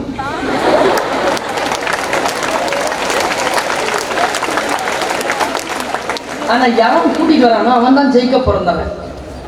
ஏன் தெரியுமா? வாரம் டெஸ்ட் வச்சு தொலைக்கிறேன். இன்னும் நான் உன்னை பார்த்தேன், இன்னைக்கு வந்திருக்கிறேன், என்ன கிளாஸ் எடுக்கலன்னா, நான் எப்படி யூனிட் முடிக்கலன்னா, எப்படி எக்ஸாம் எழுதுறதுன்னு போய் கூட்டு வராம அவன் ஜெயிக்க பிறந்தவன். பார்க்கறதுக்கு இது கிண்டல் மாதிரி தெரியும்.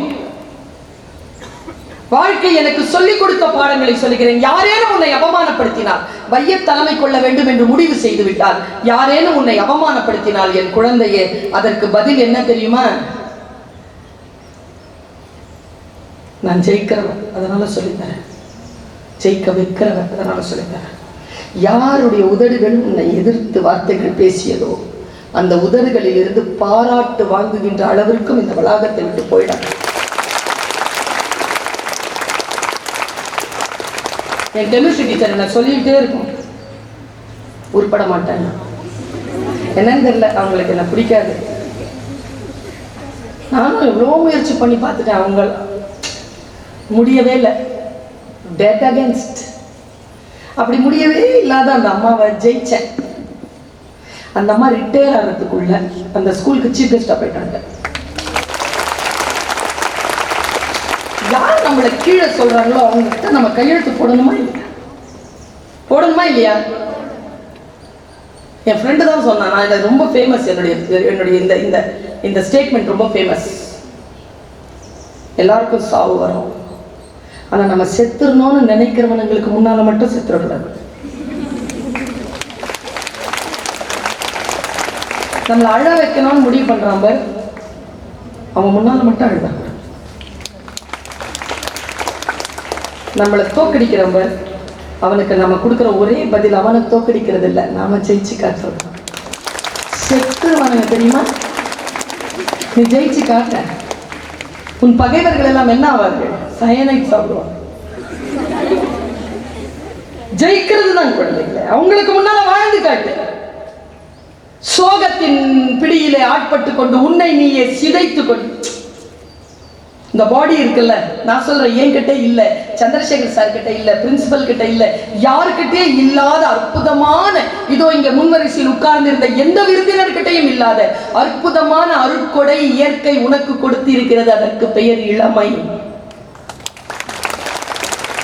அறுவடை செய், அதை வைத்துக் கொண்டு அடுத்த கட்டத்திற்கு போ. இதுதான் வாய்ப்பு. 17 வயது முதல் 25 வயதிற்குள் எதை செய்வாயோ வாழ்க்கை முழுவதும் அதைத்தான் செய்வாய். முடிவு செய். நான் ஒரு 2 விஷயத்தை சொல்றேன். உன்னுடைய மனசுக்கு கான்சென்ட்ரேஷன் ஒரு வார்த்தை சொன்ன, கவனம். நம்ம கிட்ட இல்லாதது இந்த தலைமுறை, அப்பா இந்த போன் படுத்துற பாடு. சார், என் காலேஜில் ஒரு பொண்ணுக்கு ஆக்சிடென்ட் ஆயிடுச்சு சார். வாசல்ல கையெல்லாம் இப்படி ஆயிடுச்சு. போயிட்டு ரெஸ்கியூ பண்ணிட்டேன். கொஞ்சம் கான்சியஸ் இருக்கு. மொபைல் எங்கன்னு கேட்டேன்.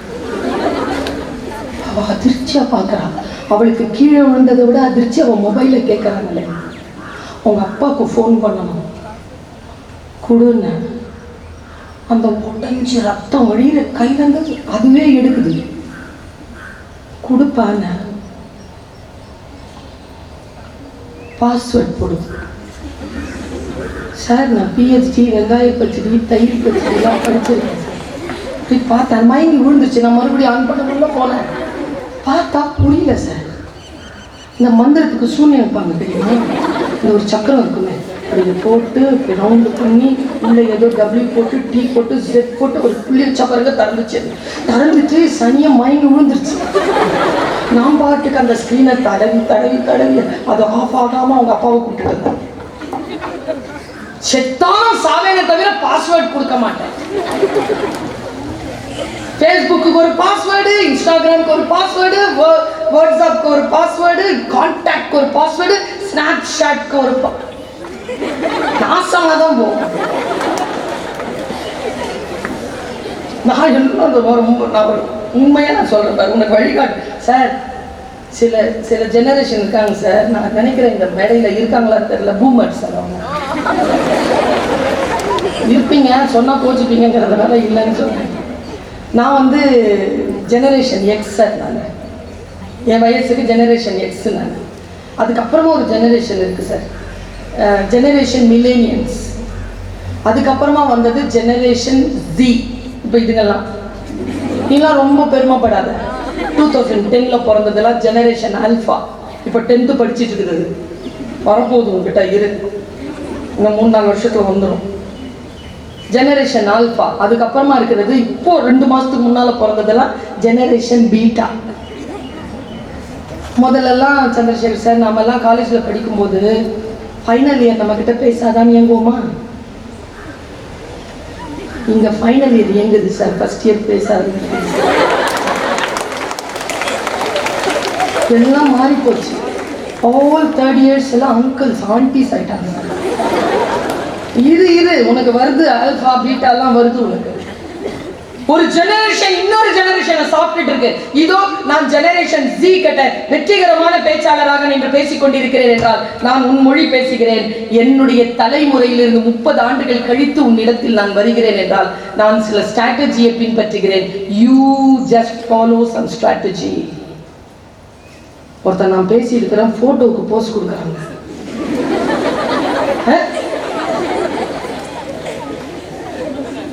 சரிக்கா எப்படி கொடுக்குறான்? வயிற்றுச்சலாம் இருக்கீங்க பாருங்க. டீச்சர் பண்ணாங்க என் கிளாஸில் யாரும் ஃபெயில் ஆனது இல்லைன்னு சொன்னோம்ல. இது எப்படி தெரியுமா? இங்கே போய் முதல்ல ஃபோட்டோலாம் பிடிக்கவே கூடாது. நீங்கள்லாம் பேசிகிட்டு இருக்கும்போது ஏன் தெரியுமா சார்? நாயனை வாசிக்கிறவனுக்கு முன்னால் மாங்காய் சாப்பிட்ற மாதிரி சார் அது கவனம் சதம். சில பேர் கிட்ட நின்று ஃபோட்டோ பிடிப்பாங்களா? பேசவே வராது சார் எனக்கு. நான் என்ன சொல்கிறேன்? Stay prepare your self. What do you want to say? Just say it. But before say you think twice. Think twice. 12 inches. எந்த வாழ்க்கையாக இருந்தாலும் உனக்குள் கொஞ்சம் நிதானப்படு. அதைத்தான் நான் சொன்னேன். ரெஸ்பாண்ட் பண்ணு. ஒன்றோடு ஒன்று எல்லாம் கனெக்டட். நான் சமீபத்தில் உனக்கு கான்சென்ட்ரேஷன் உன்னிடத்தில் இருக்க வேண்டும் என்பதற்காக ஒரு வார்த்தை சொல்லியிருந்தேன். அந்த வார்த்தைக்கான விளக்கத்தை பொத்தரேன். I really respect the founder, chairman and the teachers of this institution. The English madam, அவங்க பேசினாங்க. I am a language teacher. எனக்கு 5 மொழி தெரியும். இந்த காலேஜ் ஒரு நல்ல இங்கிலீஷ் டீச்சரை வைத்திருக்கிறது என்பதற்கான சாட்சி. What a pronunciation, what a diction, how she stand in before you and how she communicate with a fine language. She is a teacher. அந்த விஷயத்தை அந்த 3 நிமிஷத்துல அந்த அம்மா ஜெயிச்சுதா இல்லையா? என் கவனத்தை திருப்பிச்சா இல்லையா? Do things, don't do things. அதாவது சொல்லுவாங்க, விஷயங்களை எப்போ பார்த்தாலும் ஏதாவது ஒன்று மாற்றி செய்யணும். எதை செய்யறியோ அதை மாற்றி செய்யணும். எதை செஞ்சாலும் அது கொஞ்சம் டிஃப்ரெண்டாக செய்யும். Do things differently. Don't do different things. ஏதோ ஒன்று உனக்கு ஒரு வாய்ப்பு வருகின்ற பொழுது just hit the bullseye. அந்த hit the bullseye சொல்றதுக்கு முன்னால நீ ஒரு நிதானத்துக்கு வரப்ப அந்த நிதானம் தான் வைய தலைமை கொள்வதற்கான preparation. Plan your day. Plan your body. Plan your mind. Plan your habits, plan your morning, plan your afternoon, plan your evening, plan your every moment and celebrate it. இதுக்கே உனக்கு டைம் சரியா இருக்கும். இந்த பிசாசோட இருக்கிறது குறைச்சிக்கோ. ஓ இல்லைன்னு சொல்லலை. நான் தான் சார் இதை எவன் வச்சிருந்தாலும் பிடிச்சிட்டு தண்ணி குடத்துல போடுற கங்காணி. நான் கொரோனா வந்ததுக்கு அப்புறமா மொபைல் ஆன் பண்ணிட்டீங்களா அப்படி கேட்க வேண்டியதாக இருக்குது கிளாஸில். வாழ்க்கை நம்ம கொண்டு வந்து அங்கே சேர்த்திருக்கேன். நீ 1000 ஏஐ வரட்டும் சார், நான் சொல்கிறேன் 1000 ஏஐ வரட்டும். பட் ஆர்ஐ இருக்குல்ல, ரியல் இன்டெலிஜென்ஸ், அதை எந்த ஏஐயாலும் ஜெயிக்க முடியாது. அது ஆர்டிஃபிஷியல் இன்டெலிஜென்ஸ் தான். ரியல் இன்டெலிஜென்ஸை கீழே போட்டுடாதீங்க. பேர் உண்மையும் சொல்றேன். ஒரு அமைச்சர் பேசினார். அமைச்சரின் பெயர் நினைவிற்கு வரல. மனோஜ் தங்கராஜ். மேடையில் இருக்கிறோம், பேசுற ஒரு பிஸ்கெட் பேக் பண்ற ஒரு கம்பெனி, 25 years வேர்ல்டு புகழ் பெற்ற கம்பெனி. மேனுஃபேக்சரிங்க்கு காலையில் இவ்வளோ மேனுஃபேக்சரிங் ஆகும். அந்த இடத்துல 25 வருஷமா ஒருத்தர் ஒர்க் பண்ணிட்டு இருந்தார். வாட் இஸ் ஆர்ஐங்கிறதுக்கு 25 வருஷமா ஒர்க் பண்ணவர் ரிட்டையர் ஆகி போயிட்டார். அடுத்தவங்க பொறுப்பெடுத்த உடனே கம்ப்ளைண்ட்ஸ் வர ஆரம்பிச்சிருச்சு. என்னன்னா, பிஸ்கெட் பேக் ஆயிடுது, ஆனா உள்ள பிஸ்கெட் இல்லை. கம்பெனிஸ்க்கு போயிடுச்சு. இல்லை, எவ்வளவுதான் மேனுஃபேக்சரிங்கை கவனிச்சாலும் முடியல. ஃபர்ஸ்ட் கிளாஸ் எக்யூப்மெண்ட்ஸ் எல்லாம் பெர்ஸ்பெக்ட்ல இருந்து வந்த கம்பெனிஸ், மிஷினரிஸ் எதுவுமே தப்பே சொல்ல முடியாது. ஒரு கட்டத்துக்கு மேல அவமானப்பட்டு கம்பெனி மூடணுங்கிற அளவுக்கு வரும் பொழுது அந்த பழைய ஆள் இருக்கார்ல, அவரை கூப்பிட்டார். இதுக்கு ஒரு பிரச்சனைக்கு தீர்வு சொல்லுது. அவர் வந்தார். அப்படியே ஃபேக்டரியை சுற்றி பார்த்தார். ஃபேக்டரியை சுற்றி பார்த்து பேக்கிங் டிபார்ட்மெண்ட்க்கு வந்திருக்கார்.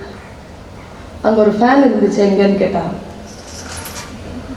அது எதுக்கு சார் ஃபேன் எடுத்துட்டோம், நாங்கள் ஏசி இருக்கு, எதுக்கு ஃபேன் எடுத்துட்டோம்?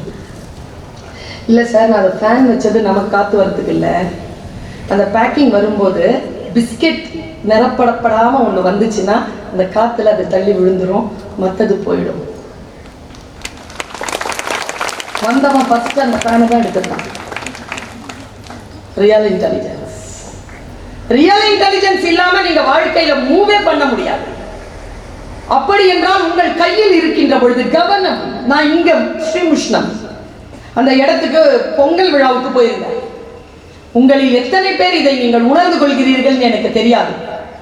நான் இதோ விதைகளைத்தான் தூவுகிறேன். வீரியமான விதைகளாக இருந்தால் முளைத்தெழு, வீரியமான மீன் முட்டைகளாக இருந்தால் இதோ மழை துளிப்படுகிறது, உயிர் தெழுகிறது. உண்மையில் தாகித்து இருக்கக்கூடிய சிப்பியாக இருந்தால் இதோ மழை துளி வருகிறது, வாங்கி வைத்து முத்தாக மாற்றிக்கொள்ளுங்கள். ப்ரோக்ராம் நடந்து முடியுது. நாங்கள் இப்படி வந்து ஃபுல்லாக முன்னால் சேர் சோஃபா போட்டு உட்காந்துட்டோம். ஒரு பையன் உரி அடிக்கிற போட்டி உரி அடிச்சுட்டான். First prize ஜெயிச்சுட்டாங்க. அவன் 10,000 ரூபாய், 6 வயசு. அந்த ப்ரோக்ராமில் கலந்துக்கிட்டவங்க 100 பேர், 6லேருந்து 18 வயசு, 500 பேர் நிற்கிறான். 6 வயசு எவ்வளோங்க இருப்பான்? இவ்வளோ இருக்கான். வந்துட்டு முன்னால் வந்து உட்காந்துட்டான் சார் என் பக்கத்தில். நான் அப்படி பார்த்தேன். அவனுக்கு தெரியுது ஜெயிச்சா எங்கே உட்கார்றதுன்னு. சின்னவன் பொடிய, ஆனால் தெரியுது ஜெயிச்சா எங்கே உட்காரணும். நல்லா தெரிஞ்சுக்கோங்க. அங்கேருந்து எங்கள் மேடைக்கு வந்து ஒரு 20 அடி தான் இருக்கும். ஆனால் அங்கேருந்து இங்கே வந்து இங்கே உட்கார்றதுக்கு 20 வருஷம் இல்லை சார். அப்போ தான் இங்கே உட்கார முடியும். அவ்வளோ சீக்கிரமாக கிடைக்காது. It's not a distance, it's a value. வந்து உட்காந்துட்டான் பக்கத்தில். நான் எப்போவுமே குழந்தைகளை கூட பேசுவேன், நிறைய பேசுவேன். I know their language. நம்மில் பல பேருக்கு லாங்குவேஜ் புரிகிறதே இல்லை. லாங்குவேஜ் டீச்சர்ஸ்க்கு இது தெரியும். எனக்கு இங்கிலீஷில் பற்றி ஒரே விஷயம் தெரியும். நான் சொன்னால் அதை அக்னாலேஜ் பண்ணுவீங்கன்னு நினைக்கிறேன். இங்கிலீஷ் பேசுறதுக்கு இங்கிலீஷ் லிட்ரேச்சர் படிக்க வேண்டிய அவசியம் இல்லை. இங்கிலீஷ் லிட்ரேச்சர் படிக்கிறது வேறு, இங்கிலீஷில் பேசுகிறது வேறு. இங்கிலீஷ் நல்லா பேசணுங்கிறதுனால இங்கிலீஷ் லிட்ரேச்சரை கொண்டு வந்து சேர்த்துருவோம். அதுக்கு தெரியவே தெரியாது கடைசி வரைக்கும். இங்கிலீஷில் இஎல்டி வேறு, English language teacher. That is completely different subject. ஒரு சப்ஜெக்ட் எப்படி புரிஞ்சுக்கிறதுங்கிறது தான். I am a Tamil teacher, but I am a science student. I select my teaching, my language by my own. It is not compulsion. நான் தேர்ந்தெடுத்த துறை. அதனால தான் நான் இப்படி ஜாலியாக இருக்கிறேன். யாராவது கொடுத்துருந்தாங்கன்னா வந்து உட்காந்து பக்கத்தில் இப்படி பார்த்தா நான் குழந்தைகளோட பேசுவேன். பல பெரிய டீச்சர்ஸ்க்கே சொல்கிறேனே, குழந்தைகளுடைய மொழி புரியவதே இல்லை. உதாரணத்துக்கு சொல்கிறேன், பல இடங்களில் சொல்லியிருக்கேன். இப்போ எனக்கு தொண்டை கட்டி இருக்கு. குழந்தை தான் நம்மக்கிட்ட மழலை மொழி பேசுவேன் தவிர நாம குழந்தைகிட்ட மழலை மொழி பேசக்கூடாது சார். நாம தெளிவாக தான் பேசணும். அவன் தான் தப்பு தப்பாக பேசுவான். அதெல்லாம் நாம அவனோட சேர்ந்து கேள்வி பேசக்கூடாது. இப்போ எனக்கு தொண்டை கட்டிடுச்சு, என்ன ஒரு விருந்துக்கு கூப்பிடுறாங்க. நான் போனேன். அந்த வீட்டு ஓனரை கூப்பிட்டு, சார் தொண்டை கட்டிடுங்க சார், ஒரு டம்ளர் தண்ணி கொடுங்க, சுடு தண்ணி. அவர் பக்கத்தில் வந்துட்டு இப்போ கொடுக்குவா மேடம். ஓ, எனக்கு தானே தொண்டை கட்டியது, உனக்கு நல்லா தானே இருக்குது. என் காது நல்லா தான். குழந்தைகள் தான் நம்ம கிட்ட அப்படி பேசுவாங்க, நோயாளிகள் தான் நம்ம கிட்ட அப்படி பேசுவாங்க. நாம திருப்பி அப்படியே பேசக்கூடாது. That is call leadership. நம்ம ஷூட்டில் அடிக்கும் பேச மாட்டாங்க. ஐயோ அம்மா ராஜாத்தி, எங்க அக்கா பால் வாங்க போக மாட்டேன்னு சொல்லிட்டு ஒரு நாள் வீட்டுக்கு வந்துருச்சு. நான் சிரிச்சிட்டேன். காலைல 5 மணிக்கு அதை எந்திரிச்சு போன உடனே சிரிச்ச உடனே நீ சிரிக்கிறியான்ட்டு வந்து ஏதோ அம்மாட்ட சொல்லிச்சு. எங்கள் அம்மா ஐயோ ராசாத்தி நீ பால் வாங்க போவாதான்ட்டுருச்சு. அடுத்த நாள் நான் தான் என்னதுங்க, எனக்கு தான் டியூட்டி. நான் யோசித்தேன், இது என் தங்கச்சிகிட்ட கொடுக்குறதுக்கு என்ன பண்ணுறது. அக்கா கிட்ட கேட்டேன், அம்மாட்ட என்ன சொன்னேன். சொல்லவே இல்லை. 3 மாதம் ஆச்சு. அவள் வேலை எல்லாம் செஞ்சு அப்புறமா சொன்னான், பால்காரன் கிள்ளிட்டான். சி நேர அடுத்த நாள் காலையில் போய் கேட்டல் எடுத்தது எங்கள் அம்மா முன்னால் விழிச்சேன். எங்கள் அம்மா இட்லி சுட்டுருந்தாங்க. எங்கள் அக்காவுக்கு என்னடி ராசாத்தி என்னடி ஆச்சு. எனக்கு என்ன நான் இனிமேல் பால் வாங்க போகிறேன். எங்கள் அக்காவுக்கு எங்கள் அம்மா யாரோ ராசாத்தி என்னடி ஆச்சு. எனக்கு ஏன் டிஃப்ரென்ஸ் தெரியுது பாருங்க உங்களுக்கு. ஏன் பால்காரன் கிளித்தான். எங்கள் அம்மா பற்றி எங்கள் அக்காவுக்கு ஐயோ ராசாதி நாளையிலேருந்து சுல்தானும் அனுப்பலாம், நீ போக வேண்டாம் எனக்கு. சே உன்னை யாரும் அப்படி செய்ய மாட்டேன். 25 வருஷத்துக்கு அப்புறம் கேட்டேன், ஏமா பால்காரன் குலாமா கில்லாமாட்டான் என்ன, ஏமா இப்படி பண்ண நீ, என்னை ஏமா இப்படி வளர்த்தது? எங்கள் அம்மா சொன்னாங்க, உங்கள் அக்கா யாராவது கிள்ளுனா அழுதுட்டு என்கிட்ட ஓடி வருவா, உன் மேலே எவனாவது கை வச்சான்னு வச்சுக்கேன், ஒன்று நீ அடித்து அவன் செத்தான், இல்லை அவன் உன் மேலே கை வச்சு அவன் செத்தான், ரெண்டுமே அவன் செத்தான் தான். எனக்கு என் பிள்ளைய பற்றி தெரியும் நாங்கள் பாருங்க, அப்போ தெரிந்து கொண்டே நாங்கள் போயிட்டோம். How you behave, how you are. இந்த குழந்தை என்னை இப்படி பார்த்துச்சு, உன் உரி அடிக்கிற போட்டியில் ஃபர்ஸ்ட் ப்ரைஸ் வாங்கினாங்க பார்க்கலாம். எனக்கு அப்படி இங்கே குருன்னு வந்துருச்சு, அவங்ககிட்ட பேச ஆரம்பிச்சு, ஏய் என்ன பேருங்க அப்படின்னா, நல்லா தெரிஞ்சுக்கோங்க சார், நம்ம ஒரு விஷயம் பேசுகிறோம், நம்ம குழந்தை மறுபடியும் அப்படின்னு கேட்குதுன்னா அது கொஸ்டினை வாங்கி வச்சுக்கிச்சு, ஆன்சர் ப்ரிப்பேர் பண்ணுதுன்னு அர்த்தம். அதனால் மறுபடியும் நம்மளை கேட்க சொல்லு. உன் பேர் என்ன? ராஜன். சூப்பர் பேர். ஃபுல் பேர் சொல்லு. ராஜராஜ சோழன். எனக்கு என்ன எப்படி வந்துச்சுன்னு தெரியல. ஏய் உனக்கு புள்ள பிறந்த என்னடா பேர் இருக்குன்னு கேட்டேன். அவன் பதில சொன்னான் பாருங்க, அது என் தாத்தாவுக்கு நான் ஏற்கனவே வச்சுட்டேன். என்ன பேரு? ராஜேந்திர சோழன். உங்ககிட்ட பேசுறதுக்கு மேட்டர் இருக்குடா, வா. எப்படி ஜெயிச்சேன்? அவன் ஜெயிச்சதை சொன்னான், நான் அதை சொல்லிட்டு போனேன்னா என் வேலை முடிஞ்சுது. நீங்க எல்லாருமே ஜெயிச்சிடலாம். 6 வயசு குழந்தை எனக்கு ஜெயிக்க கற்றுத்தந்த வித்தை.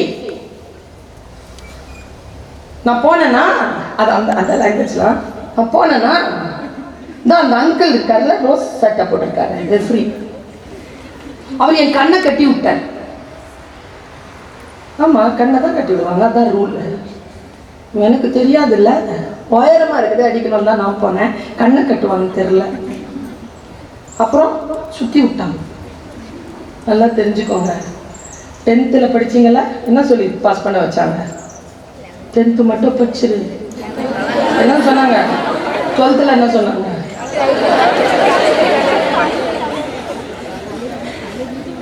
நீ காலேஜை முடிச்சுட்டு வா, அங்க இருக்குது உனக்கு லைஃப்.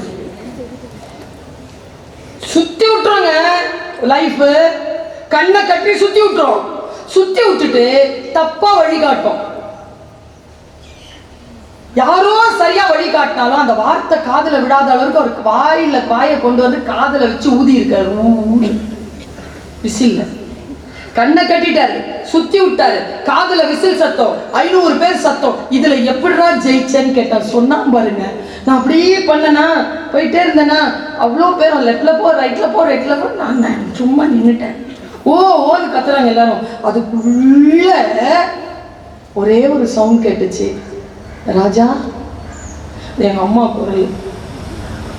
மற்ற எல்லா குரலையும் ஆஃப் பண்ணிட்டு அவங்க அம்மா குரலை ஆன் பண்ணிட்டாங்க. லெஃப்ட்ல போ ரைட்ல போ, முன்னால போ, நில்லு, கை தூக்கு, அடிக்காத, வெயிட் பண்ணு, வெயிட் பண்ணு, வெயிட் பண்ணிட்டே மேல கீழே போயிட்டு வந்துட்டு இருக்கு, வெயிட் பண்ணு அடிச்சான். உடனே வழிகாட்டுதல் சரியாக இருந்தால் பிள்ளைகள் ஜெயிப்பார்கள். ஆசிரியர்களிடத்தில் ஒரு வேண்டுகோள், நம் அறிவை பெறுவதற்காக நம் குழந்தைகள் நம் வகுப்பறைக்கு வரவில்லை, அவர்கள் அறிவை அறிமுகம் செய்து கொள்வதற்காக வந்திருக்கிறார். கவனம், அவர்களுக்கு வழிகாட்ட வேண்டும், நமக்கானது அல்ல இந்த வாழ்க்கை, அவர்களுக்கானது. நான் இப்படி சொல்றேன் குழந்தைகளை, பல இடங்களில் நான் சேர்த்து வைத்த அத்தனை நாலேஜையும் என்னுடைய அடுத்த தலைமுறைக்கு கடத்துகின்ற வேலையையே நான் செய்து கொண்டிருக்கிறேன். நான் மட்டும் சரியாக இருந்தால் போதும் என்கின்ற நிலை இல்லாமல் ஆசிரியராகவும் தாயாகவும் இருக்கக்கூடிய காரணத்தினால் ரகசியங்களை சொல்லியபடி இருக்கிறேன். என்னாலே முடிகிறது என்றால் உன்னால் ஏன் முடியாது என்கின்ற கேள்வியை கேட்டபடி இருக்கிறேன். இன்னொரு விஷயம் சொல்கிறேன், என்னுடைய மந்திர சொல்லல்,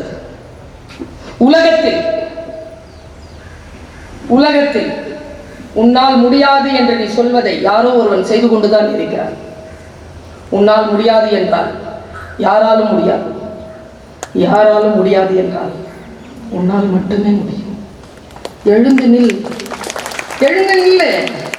சில சில பிசிறுகள் வெட்டி விட்டனா சூப்பரா. இப்ப பாம்பு கடிச்சிருச்சு, 2 வார்த்தை. சூசைட் பண்ணிக்கிட்ட ஃபேமிலி 63 ஃபேமிலிஸ் கிட்ட கனடா நாட்டில் நான் பேசும்போது பலி கொடுத்த குழந்தைகளின் பெற்றோர்கள் வந்திருந்தாங்க. அவங்க கிட்ட பேசும்போது ஒரு பொண்ணு ரொம்ப தேங்க்ஸ் சொல்லிட்டு போச்சு இந்த விஷயத்துக்காக. I have relieved. Thank you so much. I have relieved. எந்த விஷயம் அவளை ரிலீவ் பண்ணுச்சு? வார்த்தை தானே. நான் போய் கேட்டுட்டு வந்தேன், எந்த விஷயம் உனக்கு ரிலீவ் பண்ணுச்சு சொல்லு. அவ சொன்னா நான் சொல்றேன். நான் சொன்னதை அவ சொன்னதை நான் சொல்றேன். காட்டு வழியில ஒருத்தன் போயிட்டே இருக்கிறான். என்ன வழின்னு தெரியல, காடு போயிட்டு இருக்கிறான். ஒரு பாம்பு புத்து பார்த்துட்டான். என்னடா இது பாம்பு புத்து இருக்கேன்னு கடந்து போறான். பாம்பு அவனை பார்த்துருச்சு, உள்ளேந்து வந்து கூடவே நடக்குது. எவனும் நடக்கிறான், அதுவும் நடக்குது. வேற யாரும் துணை இல்லை, பாம்பு துணையோட நடக்கிறான். ஒரு பாறையை தாண்டான், பாம்பு கொத்திருச்சு சார். பாம்பு கொத்திருச்சு. நான் அப்படியே நிறுத்துறேன். காடுன்னு நான் சொன்னது காடு இல்லை. உன் காலேஜா இருக்கலாம், உன் ஆஃபீஸா இருக்கலாம், உன்னுடைய தெருவா இருக்கலாம், எதுவாகவும் இருக்கலாம். நீ போற உன்னுடைய மாமியார் வீடா இருக்கலாம், எதுவாகவும் காடு. பாம்பு வந்துருச்சு, கொத்திருச்சு. நான் பாம்புன்னு சொன்னது பாம்பு இல்லை, நம்மளை பெத்தது, நாம பெத்தது, நம்ம கூட பிறந்தது, நமக்கு வந்து வச்சது. என் காலேஜ்ல சார் இப்படிதான் நல்லா ட்ரெஸ் பண்ணிட்டு போவேன். நான் உள்ள நுழைஞ்ச உடனே முதல்ல ரிட்டையர்ட் ஆயிட்டாங்க அவங்க. சூப்பரா போகும்போது சொல்லுவாங்க, என்ன ரெண்டெல்லாம் இருக்கிற ஹோல் டே நாசமா போயிடும் நமக்கு. நல்லா இருக்கிறேன், நல்லா தானே இருக்கிறேன். சிலது இருக்குதுங்க, அதுங்க நம்மள சந்தோஷமா இருக்கவே விடாதுங்க. என்னடி ஆச்சு இன்னும் சோகத்துல நம்ம ஒரு ஒப்பாரி வைப்போம். அதை கேட்டு அதுங்க என்டர்டெயின் ஆகும். சொல்லவே சொல்லாத உன் சோகத்தை, உன் மனசை யார்கிட்டையும் சொல்லாத. நான் இன்னைக்கு சொல்லித்தரேன். வாழ்க்கை ஜெயிக்க வேண்டும் என்றால் உன் சோகத்தையும் உன் துக்கத்தையும் யார் காதிலும் போடாது. அவர்களிடத்தில் அதற்கான காதுகளே கிடையாது. அவர்கள் பின்னால் அதை கேலிதான் பேசுவார்கள். உன் மனசுல வைராக்கியமா இது என்ன மாதிரி வைராக்கியமா 2 வாய்ப்பு தான். பாம்பு கொத்திருச்சு. பாம்பு பின்னால போலாம். பாம்பே பாம்பே ஏன் என்னை கொத்தினாய்? நான் தான் உன்னோட இவ்வளவு ஃப்ரெண்ட்ஷிப்பாக இருந்தேன். நான் ஒன்றும் சொல்லவில்லை, நான் அன்பா தானே இருந்தேன். அது நீயா படமா? ஒரே ஜீவன் வந்து திரும்பி வந்து ஊனு சொன்ன உடனே கொத்தி விஷம் எடுது. அது பாம்பு. பாம்பு கட்டி ஒரு நாளும் நீதி கிடைக்காது. அதன் இயல்பு கொத்துவது. அது கொத்தத்தான் செய்யும். 2வது ஆப்ஷன், விஷம் ஏறுது இல்ல, ட்ரீட் த வெனம். உன்னுடைய விஷத்தை நீ முறிவுக்காக தேட தவிர பாம்பை தேடி ஒருபோதும் போகாதே. கொத்திய பாம்பிற்குள் போகாமல், அதற்கு பின்னால் போகாமல், உன்னுடைய விஷத்தை நீ முறிவு செய்வதற்காக பார். வருங்காலத்தில் அதற்கான முடிவுகளை எடுத்துக்கொள்ளலாம். இப்பொழுதைய நிகழ்வு உன்னுடைய விஷத்தை உன் உடம்பிலிருந்து இறக்குவது மட்டும்தான். Now, NOW now. பூட்டிய இருப்பு கூட்டின் கதவு திறக்கப்பட்டது என் சிறுத்தைகளை. பூட்டிய இருப்பு கூட்டின் கதவு திறக்கப்பட்டது. சிறுத்தையே வெளியில் வா. எலி என உன்னை இகழ்ந்தவன் நடுங்கிட புலி என செயல் செய்ய புறப்படு. நம்பினை இருளினை விளக்க என் செம்புட்பறவையே சிறகை விரி எழு பர. நானும் ஒரு வல்லூராக ராஜாளியாக வானத்தில் பறந்து கொண்டிருக்கிறேன். சிட்டுக்குருவி என்று என்னை நான் நினைத்தேன். சிறகை விரித்த பொழுது தெரிந்து கொண்டேன் நான் ராஜாளி என்று. நீயும் சிறகை விரி, நீ யார் என்பதனை கண்டுகொள்வாய். நான் உன்னை சந்திக்கின்ற பொழுது நீ எந்த வையத்திற்குள் இருந்தாலும் அந்த வையத்திற்கு தலைமை தாங்குபவனாக நீங்கள் இருக்க வேண்டும் என்கின்ற என்னுடைய ஆசையை தெரிவித்து உங்கள் அத்துணை பேருக்கும் வாழ்த்துக்களை சொல்லி நிறைவு செய்கிறேன். நன்றி, வணக்கம். பல்வேறு ரகசியங்களை மாணவர்களுக்கு எடுத்து கூறி பாரதியே காணாத புதுமை பெண்ணாய் நம்மிடையே அமர்ந்திருக்கும் சிறப்பு விருந்தினர் பேராசிரியர் முனைவர் பர்வீன் சுல்தானா அம்மையார் அவர்களின் தாயார், அவர்களின் வழிகாட்டியாக வலம் வந்து கொண்டிருக்கக்கூடிய பைசூனிசா ஜமால் அம்மையார் அவர்களுக்கு நமது கல்லூரியின் நிறுவனர் ஐயா அவர்கள் பொன்னாடை அணிவித்து சிறப்பு செய்வார்கள் என்று அன்போடு அவரை கேட்டுக்கொள்கிறோம்.